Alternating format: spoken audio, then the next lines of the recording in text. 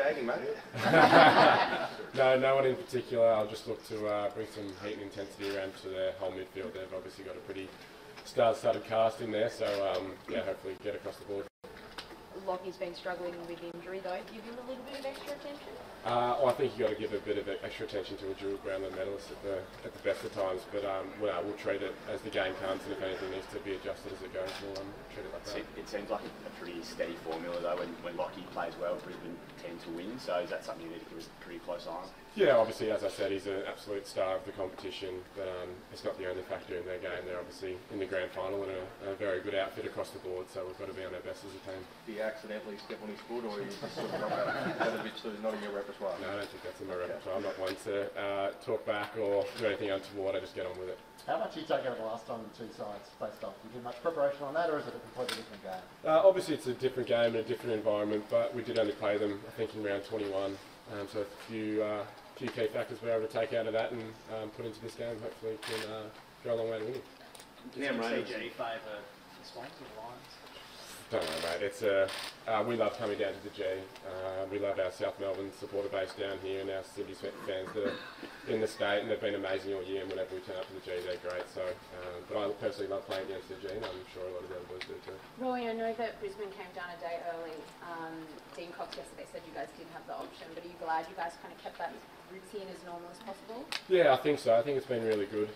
It made our sort of day in preparation feel not as rushed getting down here. We were able to train in Sydney and then have the night and then fly down and not sort of cram everything in together, which compared to a couple of years ago, I feel has been beneficial so far. How did you go on that small plane? I heard it was a bit bumpy on that. No, it was good. A couple of boys like Dane Rampy who doesn't enjoy flying too much, thrown under the bus there, but no, might have struggled, but it was fun. Are you starting to feel the butterflies yet? Yeah, when you start stepping in front of me like this, you tends to get a bit more real, but yeah, we've been here before and hopefully we go all right. James, I know Callum's only played 7 games this year, but he's been such an integral part of the midfield for the last 5-6 years. How different is it come Saturday and bounce down without having to skip it? Yeah, as you said, he's only played 7 games this year, and we've gone all right without him in those games that he hasn't been there.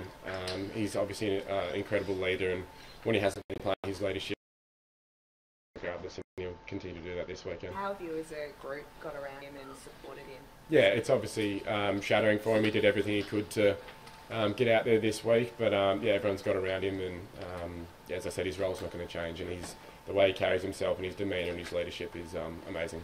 Did you think on the SCG on Wednesday when you were watching him run around, you were like, oh, hang on, might be a chance here? Yeah, you obviously think that and think he goes right, and as I said, he did everything he could, but at the end of the day, it's a medical and coaching decision, and it's a risk they weren't willing to take.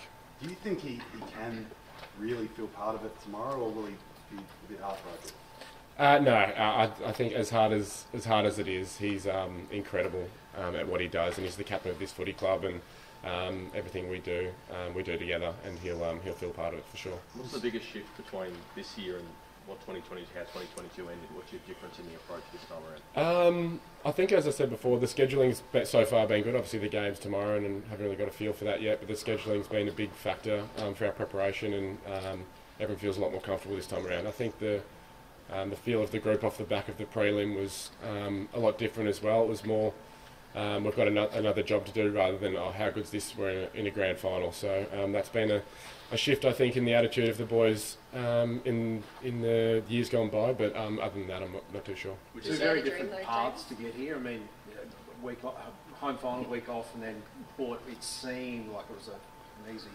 victory. Brisbane have had to take the scenic route.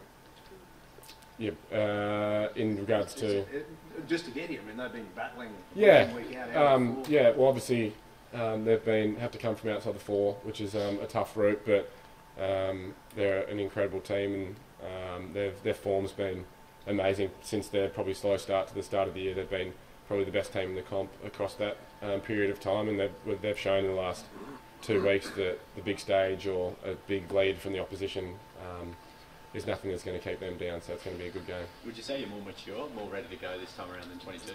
Yeah, I think so. I think the group is very similar since the 2022 game, and then we've all played sort of 50 or so games together, so that definitely helps, and not so much in the age department, but in just terms of games played together and situations we've faced together will hopefully help. How's the coach been this week? What sort of things has he been, wisdom has he been lately? Horse is always very similar in the way he carries himself. He's incredible in how he prepares this group and has done for a very long time. I think it's his 5th grand final that he's taken the group to, and he's incredible in how he just keeps getting the boys to remain motivated and remain focused, and hopefully we can get it done for him. The game at the Gather earlier in the year, beast mode was one term used for Cam Rayner. He had a big influence on that result. Yeah, I think since then he's been a massive factor across the competition at most games. He's been able to turn it on and be a real force through the midfield, moving towards into the forward line, and yeah, he's a big factor in their wins. And as you saw last week, can turn it on and really help them win. So have to get some extra attention. Big unit. How do you stop him? Yeah, he is big and strong and powerful. So as I said, he needs some extra attention, and our defenders and midfielders have to work together to limit his ability going forward. Have you seen any Swans fans yet down here? Are you feeling the love? Yeah, it's been great. As I said, there's obviously a big South Melbourne contingent down here, which is amazing, and we've had a couple of Swans fans outside the hotel and getting around us, so it's been good. And obviously today is a big day and a public holiday, and hopefully give back to them. How are you going to manage your mind for the next 24 hours? Will you think about it or block it out? No, I think learning was probably to embrace it and appreciate the stage that is the grand final. I think about the game generally a lot across the week for any given week normally, so I don't think I'll treat it any differently in that regard, but I'll just appreciate the gratitude of the magnitude, of what the game will bring. Will it be hard to sleep tonight? Do you try to get the better sleep the second night? Last night? I'm never one to struggle with sleeping too much, so I won't jinx it, but hopefully I'll sleep all right. Thanks, guys. Thanks.